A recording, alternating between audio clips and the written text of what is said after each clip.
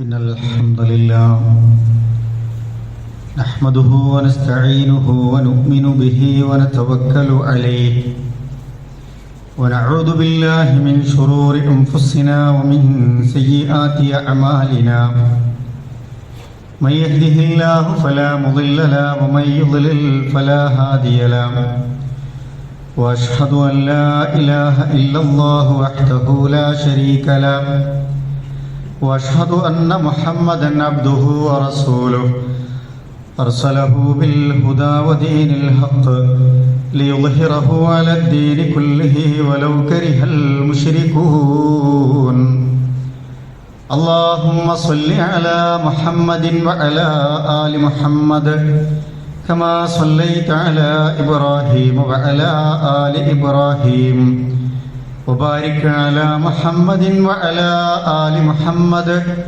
كما باركت على إبراهيم وعلى آل إبراهيم إنك حميد مجيد أما بعد فإن خير الحديث كتاب الله وخير الهدي هدي محمد صلى الله عليه وسلم وشر الأمور محدثاتها وكل محدثة بدعة وكل بدعة ضلالة وكل ضلالة في النار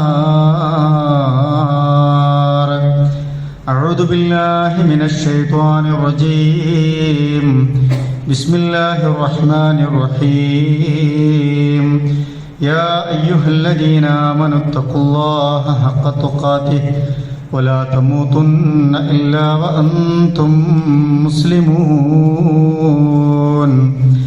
بسم الله الرحمن الرحيم أفمن شرح الله صدره للإسلام فهو على نور من ربه فويل للقاسية قلوبهم من ذكر الله أولئك في ضلال മുബീൻ. ഏറെ ബഹുമാന്യരായ മുഅ്മിനീങ്ങളെ മുഅ്മിനാത്തുകളെ, അല്ലാഹു സുബ്ഹാനഹു വ തആലയുടെ നിയമങ്ങളും നിർദ്ദേശങ്ങളും വിധിവിലക്കുകളും ഹബീബുന റസൂലുള്ളാഹി സ്വല്ലല്ലാഹു അലൈഹി വസല്ലമയുടെ മാതൃകാപരമായ നിർദ്ദേശങ്ങളുമൊക്കെ നമ്മൾ ജീവിക്കുന്ന നമ്മുടെ ഓരോ ചുറ്റുപാടിലും സന്ദർഭങ്ങളിലും സൂക്ഷ്മത പുലർത്തി തഖ്വയുള്ളവരായി മാറണമേ എന്ന് എന്നോടും നിങ്ങളോടുമായി ഓർമ്മപ്പെടുത്തുകയാണ്, വസിയത്ത് ചെയ്യുകയാണ്. ഒരു മുസ്ലിമിൻ്റെ ജീവിതത്തിൽ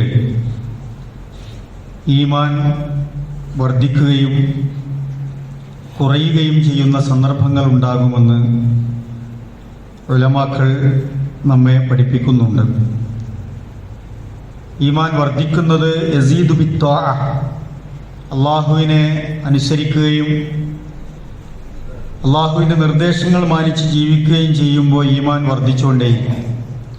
വയൻഖുസു ബിൽ അസിയാൻ, അള്ളാഹുവിൻ്റെ നിർദ്ദേശങ്ങളെ ധിക്കരിച്ചുകൊണ്ട് നമ്മൾ ജീവിക്കുമ്പോൾ സ്വാഭാവികമായും നമ്മുടെ ഈമാൻ കുറഞ്ഞു പോകും എന്ന് ഉലമാക്കൾ നമ്മളെ ഓർമ്മിപ്പിക്കുന്നുണ്ട്. മുസ്ലിമായിരിക്കെ തന്നെ മുസ്ലിം എന്ന രൂപത്തിൽ നമ്മൾ ജീവിക്കുമ്പോൾ തന്നെ നമ്മുടെ ഇബാദത്തുകൾ, നമസ്കാരം പോലുള്ള കാര്യങ്ങൾ കൃത്യമായി നിർവഹിക്കാതിരിക്കുക, സമയത്തിന് നിർവഹിക്കാതിരിക്കുക, നിർവഹിക്കുന്നത് തന്നെ ആർക്കോ വേണ്ടി വളരെ അലസമായി നിർവഹിക്കുക, ഒരു കണിശതയോ ഒരു സൂക്ഷ്മതയോ ഭക്തിയോ ഒന്നുമില്ലാതെ ഒരു ചടങ്ങ് പോലെയൊക്കെ നിർവഹിക്കുന്ന സന്ദർഭങ്ങൾ ഉണ്ടാകും. അങ്ങനെ നിർവഹിക്കുന്ന ആളുകളെ നമുക്ക് കാണാൻ കഴിയും. സക്കാത്ത് അതിൻ്റെ കണക്കനുസരിച്ച് നൽകണമെന്ന കാര്യം മനസ്സിലാക്കിയിട്ടും ഇസ്ലാമിൻ്റെ പഞ്ചസ്തംഭങ്ങളിൽ വളരെ പ്രധാനപ്പെട്ട ഒരു കാര്യമാണ് എന്നറിഞ്ഞിട്ടും അതിലൊന്നും താല്പര്യം കാണിക്കാതെ ആ ബാധ്യത നിർവഹിക്കാതെ അതിനെ അവഗണിച്ചു പോകുന്നവരെ നമുക്ക് കാണാൻ കഴിയും. റമളാനിൽ നോമ്പുകാരനായിരിക്കെ തന്നെ നോമ്പിന്റെ ഫളല്, അതിന്റെ പ്രതിഫലത്തെ ബാധിക്കുന്ന കാര്യങ്ങൾ ഒക്കെ മനസ്സിലാക്കിയിട്ടും നോമ്പിന്റെ ഫലം നഷ്ടപ്പെടുത്തുന്ന പ്രവർത്തനങ്ങൾ ചെയ്യുന്ന ആളുകളെ നമുക്ക് കാണാൻ കഴിയും. ഇസ്ലാം നിഷിദ്ധമാക്കിയ ഹറാമുകൾ അതിൽ പലരും പെട്ടുപോകുന്നു. പലരും അത് അറിഞ്ഞുകൊണ്ട് തന്നെ വീണ്ടും ആവർത്തിക്കുന്നു. ചെയ്യുന്നതിന് വലിയ കുറ്റമുണ്ട് എന്ന് മനസ്സിലാക്കി തന്നെ അത് ചെയ്യുന്നു. അതിൽ നിന്ന് പിന്തിരിഞ്ഞു പോകണമെന്ന് പലപ്പോഴും ഓർമ്മയിൽ വന്നാൽ പോലും അതിൽ തന്നെ അങ്ങനെ തുടരുന്ന സാഹചര്യങ്ങൾ ഉണ്ടാകുന്നു. ഇങ്ങനെയാണ് നമ്മുടെ മനസ്സിന്റെ അവസ്ഥ എങ്കിൽ, നമ്മുടെയൊക്കെ മനസ്സിന്റെ അവസ്ഥ ഈ ഒരു രൂപത്തിലാണ് എങ്കിൽ നമ്മുടെ ഈമാനിന്റെ ഗ്രാഫ് എവിടെയാണ് എന്ന് നമുക്ക് മനസ്സിലാക്കാൻ കഴിയും. ഈമാന്റെ ഗ്രാഫ് വളരെ താഴ്ന്നാണ് നിൽക്കുന്നുണ്ടാകുക. ഈമാൻ കുറഞ്ഞിരിക്കുന്നു എന്ന് നമുക്ക് മനസ്സിലാക്കാൻ കഴിയും. ഒരു തരത്തിൽ ഹൃദയത്തിന്റെ ഉടമകളെ പറ്റി ഖുർആനും റസൂലുള്ളാഹി സ്വല്ലല്ലാഹി അലൈഹി വസല്ലമയും ഒക്കെ പരിചയപ്പെടുത്തുന്നത് ഇങ്ങനെയാണ്. രണ്ടു തരം ഹൃദയങ്ങളുണ്ട് മനുഷ്യർക്ക്, രണ്ട് രൂപത്തിലുള്ള ഹൃദയങ്ങൾ അല്ലെങ്കിൽ മനസ്സ്. അതൊന്നെന്താണ്? ഈ രൂപത്തിലാണ്, വേണ്ട വിധത്തിൽ ഈമാൻ നിലനിർത്തി പോകാൻ കഴിയാത്ത ഹൃദയങ്ങളാണ്. എന്നാൽ നോക്കൂ, 5 നേരത്തെ നമസ്കാരത്തെ പറ്റി നല്ല ബോധമുണ്ട്, കൃത്യമായ സമയത്ത് അത് നിർവഹിക്കുന്നുണ്ട്, ഭക്തിയോടെ അത് നിർവഹിക്കുന്നുണ്ട്, പരമാവധി ജമാഅത്തായി നിർവഹിക്കാനുള്ള സൂക്ഷ്മത അയാൾ ശ്രദ്ധിക്കുന്നുണ്ട്, അതിനുശേഷമുള്ള സുന്നത്തുകൾ അയാൾ നിർവഹിക്കുന്നു, സക്കാത്ത് കണക്കനുസരിച്ച് തൻ്റെ അവകാശങ്ങൾ അത് അവകാശികളിലേക്ക് കൃത്യമായി അത് നൽകുന്നു, നോമ്പിന്റെ കാര്യത്തിൽ ശ്രദ്ധ പുലർത്തുന്നു, സുന്നത്തായ നോമ്പുകളുടെ കാര്യങ്ങൾ മനസ്സിലാക്കി അയാൾ നിർവഹിക്കുന്നു, ഹറാമുകൾ ശ്രദ്ധിച്ച് ജീവിതത്തിൽ ഈമാൻ നിലനിർത്തി പോകാനുള്ള കാര്യങ്ങൾ ശ്രദ്ധിക്കുന്നു. ഇങ്ങനെയും മനുഷ്യരുണ്ടാവും. 2 രൂപത്തിലുള്ള ഹൃദയത്തിന്റെ ഉടമകൾ. നമ്മൾ ഇതിൽ എവിടെയുണ്ട് എന്ന് പ്രിയപ്പെട്ടവരെ നമ്മൾ ആത്മപരിശോധന നടത്തുക. ഇത്തരത്തിൽ ഈമാൻ പറ്റെ കുറഞ്ഞുപോയി, അള്ളാഹുവിന്റെ ഓർമ്മകളിൽ നിന്ന് നമ്മൾ മനസ്സകന്നു പോകുന്നുണ്ടോ എന്ന് നമ്മൾ ആലോചിക്കുക. അതല്ല, നമ്മൾ ഇത്ര കാര്യങ്ങളൊക്കെ ശ്രദ്ധിച്ചുകൊണ്ടാണ് പോകുന്നത് എന്ന് വിലയിരുത്തുക എന്നതാണ് മുഅ്മിനുകളെ സംബന്ധിച്ചിടത്തോളം നിർവഹിക്കാനുള്ളത്. സദാസമയം ഹൃദയത്തിൽ ഈമാൻ നിറഞ്ഞു നിൽക്കുക എന്നത് വിശ്വാസിയുടെ ജീവിതത്തിലെ ഒരു വലിയ സൗഭാഗ്യമാണ് എന്ന് നമ്മൾ മനസ്സിലാക്കുക. എപ്പോഴും അത് നിറഞ്ഞു നിൽക്കാൻ, നിലനിർത്തി പോകാൻ സാധിക്കുക എന്നുള്ളത് നമ്മളെ സംബന്ധിച്ചിടത്തോളം വലിയ സൗഭാഗ്യമാണ്. പരിശുദ്ധ ഖുർആൻ സൂറത്ത് സുമറിലെ 22-ാമത്തെ ആയത്തിൽ 2 തരം മനുഷ്യരെ പറ്റി പരിചയപ്പെടുത്തുന്നുണ്ട്. അഫമൻ ശറഹല്ലാഹു സദ്റഹു ലിൽ ഇസ്ലാം ഫഹുവ അലാ നൂരിൻ മിർ റബ്ബിഹി. ഒന്നാരാണ്? ഏതൊരാൾക്കാണോ അള്ളാഹു അയാളുടെ ഹൃദയത്തിന് ഇസ്ലാം ദീനിന്റെ വിശാലത നൽകിയത്, ആ വിശാലത നൽകപ്പെട്ടതോടുകൂടി അയാളുടെ പ്രത്യേകത എന്താണ്? അള്ളാഹുവിന്റെ അപാരമായ നൂറിന് അയാൾ അർഹനായി എന്നുള്ളതാണ്. അള്ളാഹുവിന്റെ പ്രകാശത്തിലായി തീർന്നു അയാൾ. അള്ളാഹിന്റെ കാവലിലാണ് പിന്നെ അയാൾ പോകുന്നത്. അപ്പൊ ഇസ്ലാം സ്വീകരിക്കാനുള്ള വലിയ തൗഫീക്ക് കിട്ടി, അയാൾ അള്ളാഹുവിന്റെ പ്രകാശത്തിനുടമയായി തീർന്നു എന്നാണ്. അങ്ങനെയുള്ള ഒരു കൂട്ടം മനുഷ്യരുണ്ട്. എന്നാലോ ഫവൈലുൽ ലിൽ ഖാസിയത്തി ഖുലൂബുഹും മിൻ ദിക്രില്ലാഹ് ഉലൈക ഫീ ളലാലിൻ മുബീൻ. ഖുർആൻ പറഞ്ഞു, അള്ളാഹുവിന്റെ സ്മരണകളിൽ നിന്ന് ചില മനുഷ്യരങ്ങനെ അകന്നകന്നു പോയി. എന്നിട്ട് അവരുടെ മനസ്സൊക്കെ കടുത്തു പോയിട്ടുണ്ട്, പരിക്കനായിട്ടുണ്ട്. ആ അള്ളാഹുവിനോടുള്ള കുഫർ അല്ലെങ്കിൽ അള്ളാഹുവിന്റെ സ്മരണകളിൽ നിന്ന് അകന്നുപോയത് കൊണ്ട് അവർക്ക് നാശം ബാധിച്ചിരിക്കുന്നു എന്നാണ്. നേരത്തെ പറഞ്ഞ അള്ളാഹുവിന്റെ നൂറ് കിട്ടിയവർ, എന്നാൽ അള്ളാഹുവിന്റെ സ്മരണകളിൽ നിന്ന് അകന്നുപോയി ഹൃദയം കടുത്തുപോയവർ, ഈ 2 കൂട്ടരും ഒരുപോലെയാകുമോ എന്ന് ഖുർആൻ ചോദിക്കാണ്. ഒരിക്കലും അല്ലല്ലോ. ഉലൈക ഫീ ളലാലിൻ മുബീൻ, ഹൃദയം കടുത്തുപോയവർ, ഒരു മനുഷ്യപ്പറ്റില്ലാത്ത രൂപത്തിൽ അള്ളാഹുവിനെ കുറിച്ചുള്ള ഓർമ്മകൾ നഷ്ടപ്പെട്ട മനസ്സിനെ കുറിച്ച് കടുത്തുപോയി എന്നാണ് പറഞ്ഞത്. അത്തരത്തിലുള്ള ഹൃദയങ്ങളിൽ നിന്ന് അള്ളാഹു നമുക്ക് കാത്തുരക്ഷിക്കുമാറാവട്ടെ. അപ്പോൾ നമ്മൾ എവിടെയാണ് എന്ന് നമ്മൾ ആലോചിച്ച് നോക്കുക. അപ്പൊ ഹിദായത്ത് ലഭിച്ച് റബ്ബിന്റെ നൂറ് വെളിച്ചം കിട്ടിയ മനുഷ്യർ, മറ്റൊന്ന് അള്ളാഹുവിന്റെ നിയമനിർദ്ദേശങ്ങളെ മറന്നു കളഞ്ഞ് അവഗണിച്ച് അത് നിഷേധിച്ച് ഹൃദയം കടുത്തുപോയ മനുഷ്യർ. ഈ ദീനിന്റെ വിശാലത ലഭിച്ച അള്ളാഹിന്റെ നൂറ് കിട്ടിയ മനുഷ്യരുടെ പ്രത്യേകത എന്താണ്? അവർക്ക് മനസ്സിനൊരു ലോലമായ സമീപനം ഉണ്ടാവും. ഒരു നിർമ്മലമായ മനസ്സിനുടമയായിരിക്കും അവർ വളരെ കരുണയോട് കൂടിയിട്ടാണ് എന്ത് ചെയ്യുക? ആളുകളോട് ഇടപഴകുക. വളരെ സ്നേഹമുള്ള മനുഷ്യരായിരിക്കുമെന്നാണ്. പ്രത്യേകിച്ച് വിശ്വാസികൾ തമ്മിൽ ഇഖ്വത്ത് എന്ന് ഉദ്ദേശിച്ചല്ലോ ഖുർആൻ, അല്ലെങ്കിൽ റസൂലുള്ളാഹി സ്വല്ലല്ലാഹി അലൈഹി വസല്ലം പറഞ്ഞു, അവർ പരസ്പര സഹോദരങ്ങളെ പോലെ. ഈമാനുള്ള മനുഷ്യർ തമ്മിലുള്ള ബന്ധം വളരെ കാരുണ്യത്തോടും സ്നേഹത്തോടു കൂടിയൊക്കെ ആയിരിക്കണം എന്നാണ് പറഞ്ഞത്. ഈ നൂറ് കിട്ടാതെ പോയാലോ അവർ അള്ളാഹുവിന്റെ ദീനിൽ നിന്ന് അകലും. വലിയൊരു തരത്തിലുള്ള ഗൗരവം അവർ പിടികൂടും. അവരുടെ മനസ്സ് കാർക്കശ്യത്തിലായി പോകും. വലിയ പരിക്കൻ സ്വഭാവത്തിന് ഉടമകളാവും. അസൂയ അവരെ പിടികൂടും. കിബർ അവരെ നയിക്കുന്ന രൂപത്തിലേക്ക് മനുഷ്യർ മാറുമെന്നാണ് പ്രിയപ്പെട്ടവര്. അതുകൊണ്ട് നമ്മൾ ആലോചിക്കുക, ഈ മനസ്സിന്റെ അവസ്ഥകൾ ഇങ്ങനെ രൂപപ്പെട്ടാൽ എന്താ പ്രശ്നം? ഈ രണ്ടു തരം മനസ്സിന്റെ ഉടമകൾ, ഒന്ന് നല്ല മനസ്സും ഒന്ന് ഒരു ചീത്ത മനസ്സുമാണല്ലോ. ഈ നല്ല ഗുണങ്ങളുള്ള മനസ്സിന്റെ ആളുകളെ സംബന്ധിച്ചിടത്തോളം അവർ ഇടപെടുന്ന മേഖലകളിലൊക്കെ ഈ സ്വഭാവം അവരെ സ്വാധീനിക്കും. എന്നാൽ ഗുണം ഇല്ലാത്ത ദുർഗുണ സംബന്ധമായ കാര്യങ്ങളിൽ ഇടപെട്ടു പോകുന്ന മനുഷ്യരെ സംബന്ധിച്ചിടത്തോളം അവരിടപെടുന്ന എല്ലാ മേഖലകളിലും ഈ സ്വഭാവങ്ങൾ അവരെ സ്വാധീനിക്കും, അവരെ ബാധിക്കും. അത് അവരുടെ പ്രവർത്തനങ്ങളിൽ ഉണ്ടാകും, അമലുകളിൽ ഉണ്ടാകും എന്നാണ് പറയുന്നത്. അതുകൊണ്ട് നമ്മൾ നമ്മുടെ ദാമ്പത്യ രംഗം, കുടുംബരംഗമൊക്കെ എടുത്തു നോക്കുക. നമ്മുടെ മനസ്സ് ഈ രൂപത്തിലാണ്, ഏത് രൂപത്തിലാണ്? നന്മയുടെ രൂപത്തിലാണെങ്കിൽ അത് അവിടെ സ്വാധീനിക്കും. ഈ തിന്മയുടെ, ഒരു തരം അവഗണനയുടെ, നിഷേധത്തിന്റെ സ്വഭാവമാണ്, കാർക്കശ്യത്തിന്റെ സ്വഭാവമാണെങ്കിൽ അതൊക്കെ അവിടെ ബാധിക്കും. നമ്മളത് ശ്രദ്ധിക്കേണ്ടതുണ്ട് എന്നാണ് ഖുർആൻ ഓർമ്മിപ്പിക്കുന്നത്. പൊതുസമൂഹത്തിൽ അല്ലെങ്കിൽ കുടുംബരംഗത്ത് ഒക്കെ നല്ലവരാണെന്ന് കരുതുന്ന കുറെ ആൾക്കാരുണ്ടാവും. പൊതു രംഗത്തിൽ വലിയ മാന്യന്മാരായിരിക്കും, പക്ഷെ ദാമ്പത്യ രംഗത്ത് വലിയ പരാജയമായിരിക്കും. കുടുംബരംഗത്ത് വളരെ പരിക്കനായിരിക്കും. വെറുക്കപ്പെട്ടവരായി കുടുംബത്തിൽ ജീവിക്കുന്ന എത്രയോ മനുഷ്യന്മാരുണ്ട്. പക്ഷെ പുറത്തവർ വലിയ ആദരവ് ഏറ്റുവാങ്ങുന്ന ആളുകളാണ്, മനുഷ്യന്മാർ അംഗീകരിക്കുന്ന ആളുകളാണ്. നാട്ടില് വളരെ ജനസമ്മതിയുള്ള ആളുകളായിരിക്കും. പക്ഷെ കുടുംബത്തിൽ, ദാമ്പത്യ ജീവിതത്തിൽ അവർ വെറുക്കപ്പെട്ടവരായി മാറുന്നു. എന്തുകൊണ്ടാണ്? ഈ ഖുർആൻ പറഞ്ഞ ഈ സ്വഭാവം നമ്മുടെ മനസ്സിൽ നല്ല ഗുണങ്ങൾ ഇല്ലാതെ പോകുന്നത് കൊണ്ടാണ്. വിശ്വാസികൾ അങ്ങനെയാകാൻ പാടില്ല എന്നതാണ് നമ്മുടെ ദീൻ പഠിപ്പിക്കുന്നത് എന്നാണ്. മുഅ്മിനുകൾ എന്ന നിലക്ക്, മുസ്ലിമീങ്ങൾ എന്ന നിലക്ക് അങ്ങനെയല്ല വേണ്ടത്. അക്മലുൽ മുഅ്മിനീന ഈമാന, ഒരു മുഅ്മിന്റെ ഈമാൻ എപ്പോഴാണ് പൂർത്തീകരിക്കപ്പെടുന്നത്? അഹ്സനുഹും ഖുലുഖ, അഹ്സനുഹും ഖുലുഖ വഖിയാറുകും ഖിയാറുകും ലിഅഹ്ലിഹി. രണ്ട് കാര്യം റസൂലുള്ളാഹി സ്വല്ലല്ലാഹു അലൈഹി വസല്ലം പഠിപ്പിച്ചു. ഒന്ന്, നമ്മുടെ ഈമാൻ പൂർത്തീകരിക്കപ്പെടുന്ന എപ്പോഴാണ്? ഒന്ന് നമ്മുടെ സൽസ്വഭാവം കൊണ്ടായിരിക്കും. മറ്റൊന്ന്, കുടുംബത്തിൽ നമ്മൾ മാന്യന്മാരാകുമ്പോഴാണ്, നല്ല രീതിയിൽ പെരുമാറുമ്പോഴാണ്. ഇത് രണ്ടും ഇല്ലാതായാൽ നമ്മൾ പരാജയപ്പെടുമെന്നാണ് തിരുനബി സല്ലല്ലാഹു അലൈഹി വസല്ലം പഠിപ്പിക്കുന്നത്. അപ്പൊ ഈ പരാജയപ്പെടുന്ന ആളുകളെ, പുതിയ തലമുറ, അവരുടെ ഭാഷ മാറി, അവരുടെ കാഴ്ചപ്പാടുകൾ മാറി, നമ്മുടെ ഭാര്യാഭർത്താക്കന്മാരുടെ ജീവിതം, മാതാപിതാക്കളുടെ ജീവിതമൊക്കെ നമ്മുടെ മക്കള് കണ്ടു വളർന്നു വരികയാണ്. പല കുടുംബത്തിലും നമ്മുടെ കുട്ടികൾ വിവാഹത്തിന് സമ്മതിക്കുന്നില്ല. എന്തായിരിക്കും കാരണം? പല കാരണങ്ങളുണ്ട്. ഒന്ന്, പ്രധാനമായിട്ടും അവർ കണ്ട കുടുംബജീവിതം വളരെ ദുസ്സഹമാണ്, ഭയങ്കര പ്രയാസമാണ്, വലിയ അടിമകളെ പോലെ ജീവിക്കേണ്ട സാഹചര്യങ്ങളാണ്. ബാപ്പമാർക്ക് കിട്ടുന്ന ചീത്ത കേട്ട് വളരുന്ന മക്കളുണ്ട്, അവർ അവഗണിക്കപ്പെടുന്ന സാഹചര്യങ്ങൾ കണ്ട് വളരുന്ന മക്കളുണ്ട്. അവർക്കൊരു പെണ്ണിനെ കെട്ടിച്ചുകൊണ്ടിരുന്ന ധൈര്യം ഉണ്ടാവും. ചില പെൺകുട്ടികൾ വളരുന്നുണ്ട്, അവരുടെ മാതാക്കൾ, ഉമ്മമാർ സങ്കടപ്പെടുന്ന കാര്യങ്ങൾ കണ്ടാണ് അവർ വളരുന്നത്.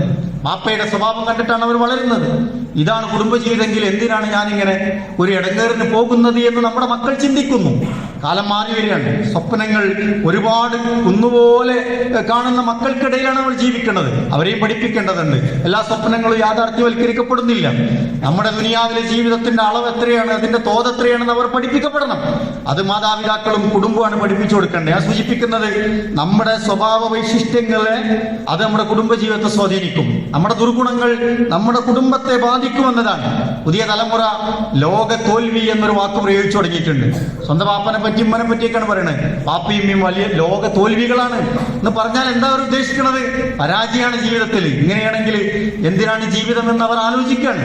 നമ്മൾ നമ്മുടെ മക്കളെ കുറിച്ച് മനസ്സിലാക്കേണ്ടതുണ്ട്, കുടുംബത്തെക്കുറിച്ച് കൃത്യമായി വിലയിരുത്തേണ്ടതുണ്ട്. നമ്മുടെ വീട്ടിലെ സ്ത്രീകൾ, ഉമ്മമാർ, ഭാര്യമാർ, സഹോദരിമാർ, നമ്മുടെ പെൺമക്കൾ, മറ്റുള്ളവർ നമ്മുടെ സ്വഭാവ ദൂഷ്യം കൊണ്ട്, നമ്മുടെ പരിക്കൻ ഇടപെടലുകൾ കൊണ്ട് ഈ ദീനും കുടുംബമൊക്കെ ഉപേക്ഷിച്ചു പോകുന്നവരുണ്ട്. നമ്മൾ ആലോചിച്ച് നോക്കേണ്ടതുണ്ട്. എന്തുകൊണ്ടാണ്? നമ്മൾ ഖുർആൻ പറഞ്ഞ ഈ ഒരു നല്ല മനസ്സിന്റെ ഉടമകളായി മാറിയിരുന്നെങ്കിൽ നമ്മുടെ കുടുംബത്തിൽ ഇതല്ല സംഭവിക്കുക. അവർ ദീനിനെ ഇഷ്ടപ്പെടും, നമ്മളെ ഇഷ്ടപ്പെടും, കുടുംബത്തെ ഇഷ്ടപ്പെടും, അതിനോട് ചേർന്ന് നിൽക്കാൻ അവർ ആഗ്രഹിക്കും. നമ്മുടെ കുടുംബത്തിൽ ഭാര്യമാർ, ഭർത്താക്കന്മാർ അല്ലെങ്കിൽ മക്കൾ മാനസികമായി പീഡിപ്പിക്കപ്പെടുന്നു, ശാരീരികമായി ഉപദ്രവിക്കപ്പെടുന്നു എങ്കിൽ നമ്മളൊക്കെ നേടിയ ദീനിന്റെ ഗുണം എന്താണ്? നമ്മൾ ആലോചിച്ച് നോക്കണ്ടേ. നമ്മളൊക്കെ നേടിയ ദീനിന്റെ ഗുണം എന്താണ്? നമ്മൾ നമസ്കരിക്കുന്ന നമസ്കാരത്തിന്റെ ഗുണം എന്താണ്? നമ്മളെടുത്ത നോമ്പിന്റെ ഗുണം എന്താണ്? നമ്മുടെ സ്വതക്കയും ദാനധർമ്മത്തിന്റെ ഒക്കെ ഗുണം എവിടെയാണ്? ഇതിന്റെയൊക്കെ ഗുണം എന്ന് പറയുന്നത് നമ്മുടെ ചുറ്റുവട്ടങ്ങളിൽ ജീവിക്കുന്നവർക്ക് കിട്ടണം, അവർക്കായിട്ട് ആസ്വാദനം കിട്ടണം.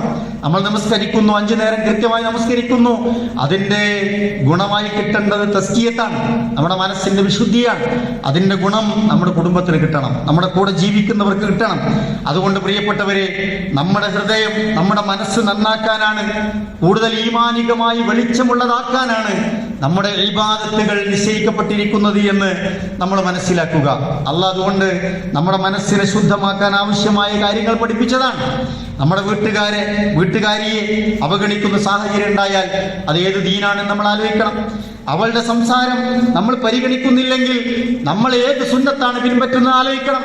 ആരാണ് നമ്മുടെ നേതാവ് എന്ന് ആലോചിക്കണം. നമ്മുടെ ഭർത്താവിനെ, നമ്മുടെ ഭാര്യയെ നമ്മൾ പരിഗണിക്കാതിരിക്കുന്നുവെങ്കിൽ നമ്മൾ എന്ത് ദീനാണ് പഠിച്ചത് നമ്മൾ ആലോചിക്കണം. ഭർത്താവിനെ സംബന്ധിച്ചിടത്തോളം ഒരു നല്ല കേൾവിക്കാരനായ ആൾ മാറണം.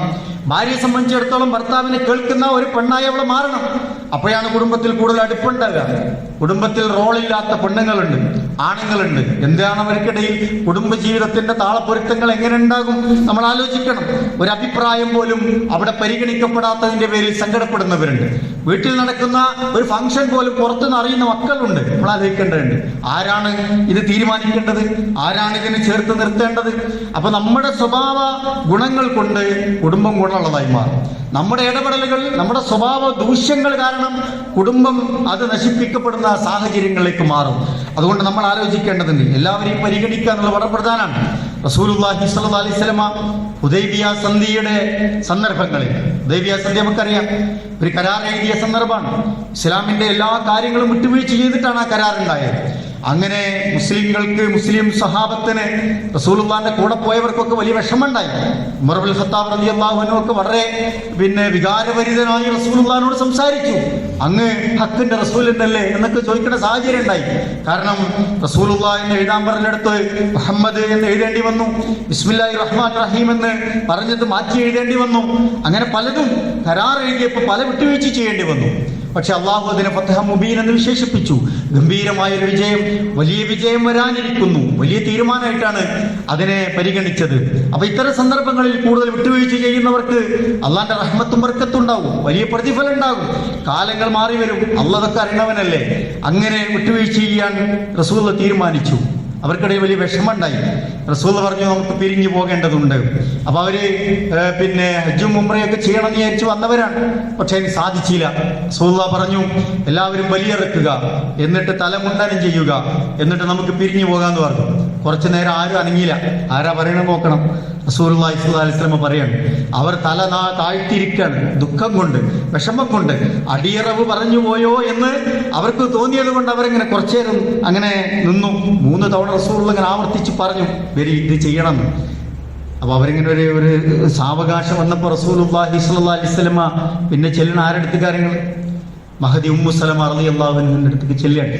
എന്നിട്ട് അവരോട് പറഞ്ഞു, ഞാൻ എൻ്റെ സഹാബത്തിനോട് അങ്ങനെയൊക്കെ പറഞ്ഞു, പക്ഷേ അവർക്കെന്തോ വിഷമുള്ളതുപോലെ എന്ന് പറയാണ്. ഒരു അഭിപ്രായം തേടുകയാണ്. ആരോടാണ്? ദീനിങ്ങനെ വളർന്ന് വികസിച്ച് വരുന്നുള്ളൂ. ഒരു പെണ്ണിനോട് അഭിപ്രായം ചോദിക്കുന്ന ഒരു കുറവായി നമ്മൾ കാണേണ്ടതില്ല. അതാരോട്? കുടുംബത്തിലെ വിഷയമല്ല, ഒരു പൊതു സമൂഹത്തിന്റെ വിഷയത്തിൽ, ഒരു പൊതു നിലപാടെടുക്കുന്ന വിഷയത്തിൽ ഉമ്മു സലമ റളിയല്ലാഹു അൻഹയോട് ചെന്ന് ചോദിക്കാൻ റസൂൽ ഇങ്ങനെ പറയാണ്.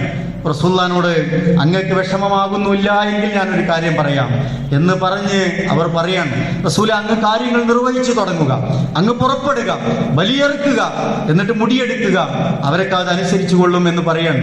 റസൂൽ അതുപോലെ ചെയ്യാണ്. അതിന്റെ പുറകിൽ ഓരോരുത്തരായി വന്ന് അങ്ങനെ നിർവഹിച്ചു പോയതിന്റെ മഹാചരിത്രം ദീന് നമ്മളെ പഠിപ്പിക്കുന്നുണ്ട്. അപ്പൊ നമ്മൾ ഈ അഭിപ്രായം ചോദിക്കുമ്പോൾ, പരിഗണിക്കുമ്പോൾ അതെല്ലാവരോടും ആകാന്നുള്ളതാണ്. ദീൻ അങ്ങനെയാണ് പഠിപ്പിക്കുന്നത്. മുഹമ്മദ് റസൂലുള്ളാഹി സ്വല്ലല്ലാഹു അലൈഹി വസല്ലം നമ്മുടെ നേതാവാണെങ്കിൽ ആ നേതാവ് നമ്മളെ അങ്ങനെയാണ് പഠിപ്പിക്കുന്നത്. അത് കുടുംബത്തിൽ ഉണ്ടാകണം. നമ്മൾ ഇടപെടുന്ന ഇടങ്ങളിലൊക്കെ പ്രിയപ്പെട്ടവരെ ഉണ്ടാകേണ്ടതുണ്ട് എന്ന് നമ്മൾ മനസ്സിലാക്കാം. അതിന് റസൂലുള്ളാഹിനെ പ്രാപ്തമാക്കിയത് എന്താണ്? ദീനാണ്, വിശ്വാസമാണ്, ആ മനസ്സിന്റെ വിശാലതയാണ്. അത് ഉൾക്കൊള്ളാനുള്ള, പരിഗണിക്കാനുള്ള, അറിയാനുള്ള ഒരു ശ്രമം ഉണ്ടല്ലോ, ചേർത്ത് നിർത്താനുള്ള ഒരു മനസ്സ്, അത് നമ്മുടെ മനസ്സ് ആക്കിയെടുക്കേണ്ടതുണ്ട്. പാകപ്പെടുത്തുക എന്നത് വളരെ പ്രധാനമാണ്. വളരെ പരിക്കനാണ് ഞാനെന്ന് വിചാരിക്കേണ്ടതില്ല. പക്ഷേ നമുക്ക് ആ സ്വഭാവത്തെ പതുക്കെ പതുക്കെ പ്രിയപ്പെട്ടവരെ മാറ്റിയെടുക്കാൻ കഴിയും. ദീൻ ഉള്ളിൽ കയറിയാൽ, ലാ ഇലാഹ ഇല്ലല്ലാഹയുടെ മധുര ഉള്ളിൽ കയറിയാൽ, പരലോകത്തെക്കുറിച്ചുള്ള പ്രതീക്ഷ വളർന്നാൽ, അള്ളാഹു നമ്മളെ സഹായിക്കുമെന്നുള്ള വലിയ വിശ്വാസവും പ്രതീക്ഷയും നമ്മുടെ ഉള്ളിലുണ്ടെങ്കിൽ നമ്മുടെ ജീവിതത്തിൽ വലിയ മാറ്റങ്ങൾ പ്രിയപ്പെട്ടവരെ നമുക്ക് ഉണ്ടാക്കാൻ കഴിയും എന്ന് നമ്മൾ മനസ്സിലാക്കാം. നമ്മൾ പുരുഷന്മാർ നമ്മളെ വീട്ടുകാരെ കേൾക്കണം, അവരെ അറിയണം, അവരെ പരിഗണിക്കണം, അവരെ സഹായിക്കാൻ സമയം കണ്ടെത്തണം. അതാണ് ദീൻ, അതാകണം ദീന് എന്ന് പ്രിയപ്പെട്ടവരെ. പലപ്പോഴും നമ്മൾ അകറ്റുന്നതും വിഷമിപ്പിക്കുന്നതൊക്കെ എന്താണ്? പരിഹാസം ഉണ്ടാകുന്നു, കുറ്റപ്പെടുത്തൽ ഉണ്ടാകുന്നു, കളിയാക്കലുകൾ ഉണ്ടാകുന്നു, ഇല്ലാത്തത് പറയലുണ്ടാകുന്നു. ഇതൊക്കെ നല്ല മനസ്സിന്റെ ഒരു ഉടമയുടെ ലക്ഷണമാണോ? ഒരു നല്ല മനുഷ്യന്റെ ലക്ഷണമാണോ അതൊക്കെ? ഒരാളെ കളിയാക്കുക, പരിഹസിക്കുക, കുത്തിപ്പറയുക, ഇല്ലാത്തത് പ്രചരിപ്പിക്കുക എന്നൊക്കെ നല്ല മനുഷ്യന്റെ ലക്ഷണമല്ല. നമ്മുടെ മനസ്സ് കേടുവരുന്നതിന്റെ ലക്ഷണമാണ്, നമ്മുടെ ദീന് കുറഞ്ഞു പോകുന്നതിന്റെ ലക്ഷണമാണ്, നമ്മുടെ ഈമാൻ ഇങ്ങനെ പതുക്കെ പതുക്കെ ഇല്ലാതായി പോകുന്നതിന്റെ ലക്ഷണമാണത്. പരിശുദ്ധ ഖുർആൻ പറഞ്ഞു, ലാ അയ്യുഹല്ലദീന ആമനൂ ലാ യസ്ഹർ ഖൗമും മിൻ ഖൗമിൻ അസാ യകൂനൂ ഖൈറൻ മിൻഹും. മുഅ്മിനീകളെ, ഈമാനുള്ളവരെ, നിങ്ങൾ ആളുകളെ പരിഹസിക്കാൻ പോകരുത്. നിങ്ങൾ പരിഹസിക്കുമ്പോൾ ചിലപ്പോൾ അവര് അള്ളാന്റെ അടുക്കൽ നിങ്ങളെക്കാളും നല്ലവരായിരിക്കും, മാന്യന്മാരായിരിക്കുമെന്ന് ഖുർആൻ ഓർമ്മിപ്പിച്ചു. സ്ത്രീകളെ വിഷയം പ്രത്യേകം എടുത്തു പറഞ്ഞു, വലാ നിസാഉം മിൻ നിസാഇൻ അസാ യകുന്ന ഖൈറൻ മിൻഹുന്ന. സ്ത്രീകളെ, നിങ്ങൾ മറ്റു സ്ത്രീകളെ പരിഹസിക്കരുത്, കളിയാക്കരുത്. നിങ്ങൾ പരിഹസിക്കുമ്പോൾ അവർ നിങ്ങളെക്കാൾ ഉത്തമരായിരിക്കുമെന്ന് ഖുർആൻ ഓർമ്മിപ്പിക്കുകയാണ്. ശേഷം പറഞ്ഞ അത്ര ഗൗരവമുള്ള വിഷയമാണ്. വലാ തൽമിസു അൻഫുസകും വലാ തനാബസു ബിൽ അൽഖാബ്. നിങ്ങൾ തമ്മിൽ കുറ്റം പറഞ്ഞ് നിങ്ങളെ തന്നെ കുറവാക്കരുത്, അപമാനിക്കരുത്, ഇരട്ട പേര് വിളിക്കരുത് എന്ന്. ടൈറ്റ് പേരിട്ട് വിളിക്കുക. നാട്ടിൽ വാപ്പിമ്മിയിട്ട് ഒരു പേരുണ്ടാവും, പക്ഷെ അതിന് പുറമെ നമ്മൾ അയാളെ കളിയാക്കാനോ അയാളുടെ കുറവോ അയാളെ പരിഹസിക്കാനൊക്കെ വേണ്ടി വേറെ പേരിടുക. ഖുർആൻ ചോദിക്കുന്നു, ബിഅ്സൽ ഇസ്മുൽ ഫുസൂഖ് ബഅദൽ ഈമാൻ. നിങ്ങൾക്കൊക്കെ ഈമാൻ കിട്ടിയതിന് ശേഷം നിങ്ങൾ എത്ര വേണ്ടാത്തരങ്ങളാണ്, തെമ്മാടിത്തമാണ് നിങ്ങൾ ചെയ്യുന്നത് എന്ന് ഖുർആൻ ചോദിക്കാൻ. അമല്ലം യതുബ് ഫൗലൈക ഹുമുൽ ളാലിമൂൻ. ഇതിൽ നിന്നൊക്കെ ആളുകൾ തൗബ ചെയ്ത് മടങ്ങിയിട്ടില്ലെങ്കിൽ അവർ അക്രമികളാണ് എന്ന് ഖുർആൻ നമ്മളെ പഠിപ്പിക്കാൻ. അതുകൊണ്ട് പ്രിയപ്പെട്ടവരെ, നമ്മുടെ മനസ്സിനെ നമ്മൾ നന്നാക്കിയെടുക്കുക എന്നത് വളരെ പ്രധാനമാണ്. ഇല്ലാത്തത് പറയുക, അന്വേഷിക്കാതെ ഒരു കാര്യത്തിന് പുറകെ പോവുക, ഇതൊക്കെ നമ്മുടെ നാട്ടിലുണ്ടാക്കുന്ന ദുരിതങ്ങളും ദുരന്തങ്ങളൊക്കെ എത്രയാണ്. ആളുകൾ ചിലപ്പോൾ ഒരു വാർത്ത സൃഷ്ടിക്കും, ഒരു കാര്യം പറയും, അത് ചിലപ്പോൾ നല്ലതായിക്കൊള്ളുന്നില്ല, മോശമായ കാര്യങ്ങൾക്ക് പുറകെ പോകാനാണ് ആളുകളുടെ ടെൻഡൻസി. അത് അന്വേഷിക്കണം എന്നാണ്. അന്വേഷിക്കാതെ ഏറ്റുപിടിക്കേണ്ടതില്ല. പുതിയ കാലത്ത് രാഷ്ട്രീയവും മതവും കുടുംബവും നാട്ടിലെ പ്രശ്നങ്ങളൊക്കെ പല രൂപത്തിൽ ചർച്ച ചെയ്യപ്പെടും. അതിന്റെ നിജസ്ഥിതി മനസ്സിലാക്കാതെ, സോഴ്സിൽ നിന്ന് കാര്യങ്ങൾ മനസ്സിലാക്കാതെ ഒന്നിന്റെയും പുറകെ പോകാൻ പാടില്ല. ഖുർആൻ അത് പറഞ്ഞു, ഫതബയ്യനു. നിങ്ങളത് വ്യക്തമായിട്ട് ഒരു കാര്യത്തെ അന്വേഷിച്ചോളണം. ആരെങ്കിലും കേട്ട് പറയുന്നതിനനുസരിച്ച് നിങ്ങൾ പ്രവർത്തിക്കരുത്. പിന്നെ നിങ്ങൾ കേൾക്കുന്ന പലതും ഊഹമാണ്, ഇല്ലാത്തതാണ് എന്ന് ഓർമ്മിപ്പിച്ചു. മാത്രമല്ല, വലാ തജസ്സസു, നിങ്ങൾ ചാരപ്പണി എടുക്കരുത് എന്നും പറഞ്ഞു. ഒരാളുടെ കാര്യങ്ങളിലേക്ക് നിങ്ങൾ ചുഴിഞ്ഞ് അന്വേഷിക്കാൻ പാടില്ല, ഇടപ്പറകളിലേക്ക് ഒളിഞ്ഞു നോക്കാൻ പാടില്ല എന്ന് പറഞ്ഞ പോലെയാണ്. മറ്റൊരാളുടെ രഹസ്യങ്ങൾ ചുഴിഞ്ഞ് അന്വേഷിക്കാൻ പാടില്ല. ഖുർആന്റെ നെസ്സാണത്. അത് നിങ്ങൾ ചെയ്താൽ ഖുർആന്റെ വിരുദ്ധമായി പ്രവർത്തിച്ചു എന്നുള്ളതാണ്. നിങ്ങൾ ഖുർആന്റെ ആയത്തുകൾക്ക് വിരുദ്ധമായി പ്രവർത്തിച്ചു എന്നുള്ളതാണ്. വളരെ ഗൗരവത്തിലാണ് ഖുർആൻ ഇതൊക്കെ ഓർമ്മിപ്പിക്കുന്നത്. അതുകൊണ്ട് നല്ല മനസ്സുകളുടെ ഉടമകളാകാൻ നമ്മൾ ശ്രമിക്കുക എന്നുള്ളതാണ്. മനസ്സ് നിർമ്മലമായി കിട്ടാൻ നമ്മൾ പ്രാർത്ഥിക്കുക എന്നുള്ളതാണ്. ഈമാൻ നിലനിർത്താൻ അള്ളാഹുമായിട്ടുള്ള ബന്ധങ്ങൾ നമ്മൾ നിലനിർത്തുക എന്നുള്ളതാണ്. അള്ളാഹു നമ്മയൊക്കെ അതിന് അനുഗ്രഹിക്കുമാറാവട്ടെ.